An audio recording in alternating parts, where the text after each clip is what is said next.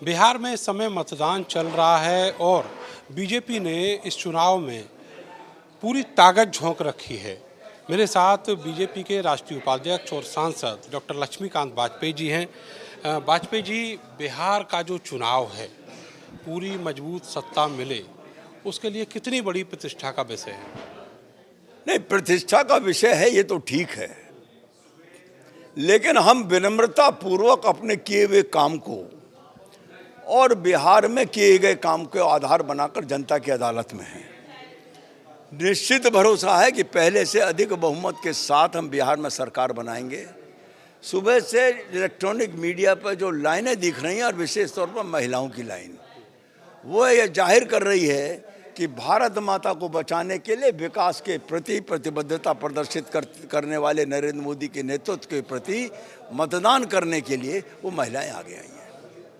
तो आपको क्या लगता है कि इस बार पूर्ण बहुमत की सरकार, 2/3 बहुमत की सरकार बिहार में भारतीय जनता पार्टी बनाएगी और आदरणीय नीतीश कुमार जी हमारे मुख्यमंत्री होंगे?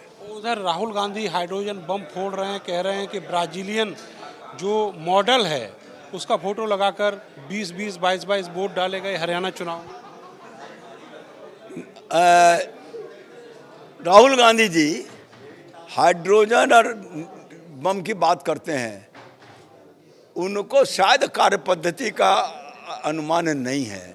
मैं उनके उस नाम का उच्चारण नहीं करूंगा जो नाम उनके बारे में प्रचलित है, और वो उनकी अज्ञानता का द्योतक है। वो नाम जो उनके नाम पर प्रचलित है उसकी चर्चा नहीं करूंगा, लेकिन उन्हें मालूम है अगर कहीं भी किसी भी चुनाव में कहीं अनियमितता होती है तो तत्काल सब प्रमाण शिकायत चुनाव आयोग को करें, और अगर चुनाव आयोग कार्रवाई न करे तो बोलें, लेकिन शिकायत करेंगे नहीं और गाल बजाएंगे तो ये लोकतंत्र के लिए घातक है और राहुल गांधी जी लोकतंत्र के लिए हानिकारक तत्व हैं।